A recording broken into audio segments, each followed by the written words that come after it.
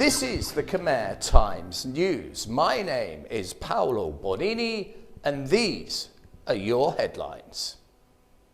The Prime Minister backs Ukraine. Myanmar fights for its freedom. And a police officer bites a baby because he loves her.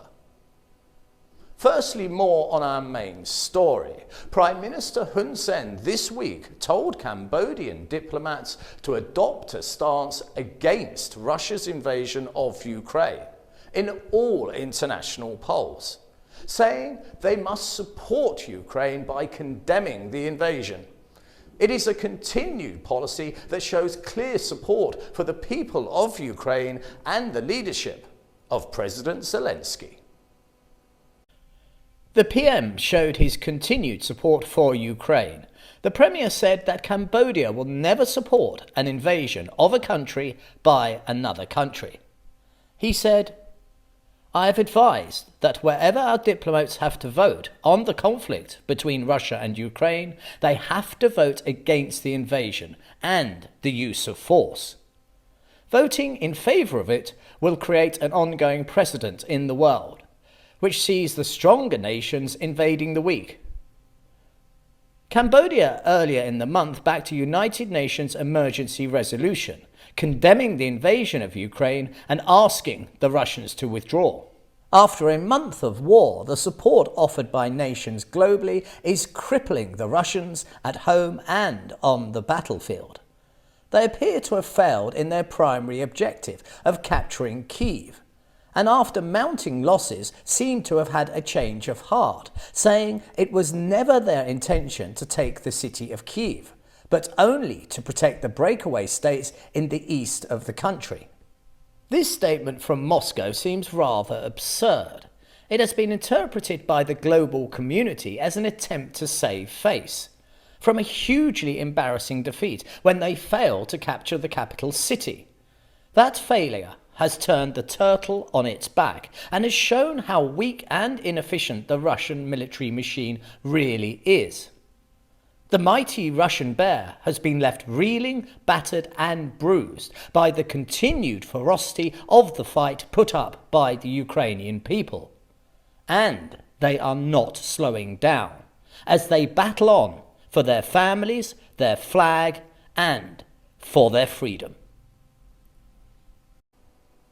A special envoy, including Minister Prak Sokhonn, concluded his three-day visit to Myanmar earlier this week. The issue of Myanmar is a tricky one, after the military brutally seized power, killing many of its own citizens and detaining civil leaders. This recent meeting is to ease the political tension. Cambodia looks to help to find a way for a more settled peace within the troubled country. It may not be centre stage anymore, but fighting in Myanmar continues unabated, and was noted last week when the chief spokesman for the United Nations Secretary General announced humanitarian needs in Myanmar are growing rapidly as the fighting continues, particularly in the southeast and northwest of the country. There are 889,000 displaced people and a further 370,000 already displaced before the recent military takeover. Prak Sokhonn's visit was to try and make headway with the ongoing dispute. He paid a courtesy call to the chairman of the State Administration Council of Myanmar, and the discussion was all about the current situation and the importance of an effective implementation of the 5PC. Sokhonn said, "The Cambodian Special Envoy called for the implementation of the three priorities, namely a stop to all violence, continued provision of humanitarian assistance and a dialogue among all parties. The Myanmar issue is complicated. It will take a long time to solve." Many would agree and see the situation as being fully entrenched with little hope of any change soon. The military are brutal in their treatment of all people who wish nothing more than to live under a democracy. A man in Siem Reap province was arrested this week for allegedly torturing his girlfriend's child. What makes this story so very shocking is it was a police officer that committed the most heinous of acts. Officer Virak Rith is to face charges of beating a 13-month-old child. He is accused of torturing his girlfriend's infant, causing her severe bodily harm by repeatedly slapping the child as well as biting her. Siem Reap Provincial Police Chief Brigadier General said that Virak Rith was questioned in Siem Reap Province and he has been charged with the assaults. The girl's mother said, "My daughter stayed with me, but he took her away from me sometimes, and when they would return I would see my daughter, and she was always strangely silent." She said at first she thought he did not do harm to her daughter, but later she was shocked when looking upon her infant's body, she saw clear signs of abuse, including bruises and bite marks. The mother went on to say, "When I asked him, 'Why did you bite my daughter?'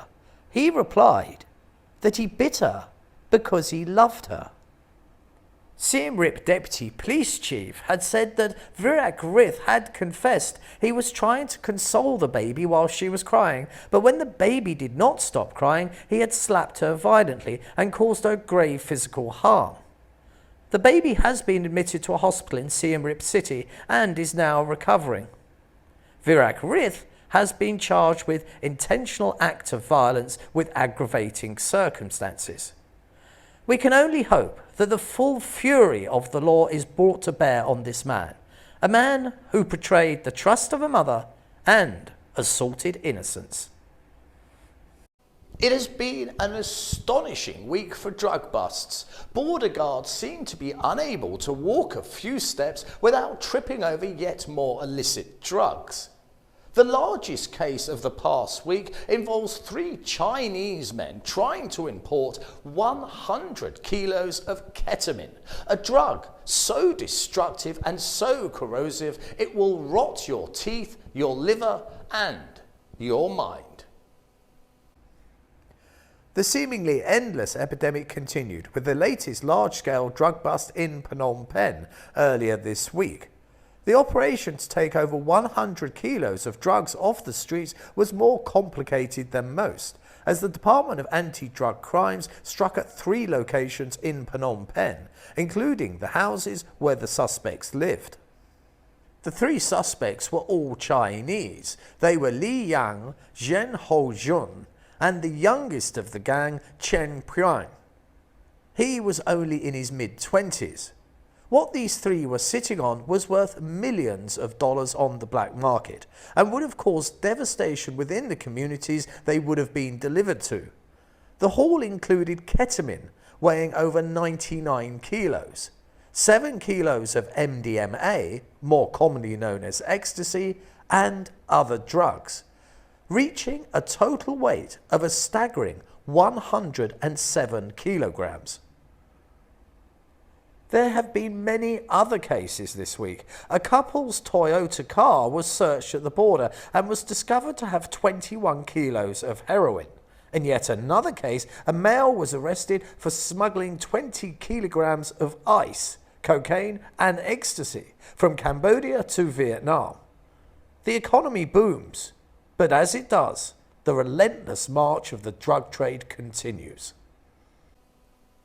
Petrol prices at current are a very contentious issue. The war in the Ukraine has seen prices soar to giddying heights, and nobody is left unaffected. But these rising prices are displayed and clear for all to see. What is not seen is over 30% of petrol stations are stealing your money. A recent crackdown has revealed. As part of an ongoing campaign, officers from the Consumer Protection, Competition and Fraud Repression, known as the CCF, discovered 267 petrol stations failed to comply with basic business regulations in just January and February alone. And what they mean by that is one or both of the most common frauds was being committed. The dilution of petrol with a cheaper substitute that could severely damage your vehicle, or the short selling of fuel, charging you for an amount you did not receive. The practice is widespread and steps are being taken to stop this illegal trade. The Director General of the CCF inspected 768 petrol stations across the country. 267 of those stations failed to comply with regulations. This means that nearly 35% of those tested are engaging in fraud. That number is wholly unacceptable. The Director General said that the data will be reviewed for a second time, and that petrol stations that are caught flouting the laws a third time will be punished. Some have said that 3 chances at getting a simple transaction correct could be considered rather lenient, and a tougher stance must be taken. And now it's time to have a look at all your sports news.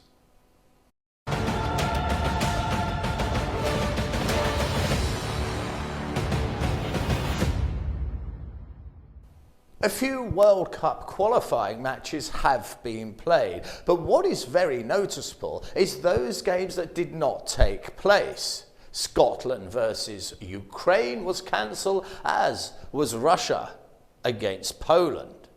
The games that were played threw up quite a few surprises. Firstly, the biggest upset, especially if your surname is Bonini, which mine is, was Italy losing to North Macedonia.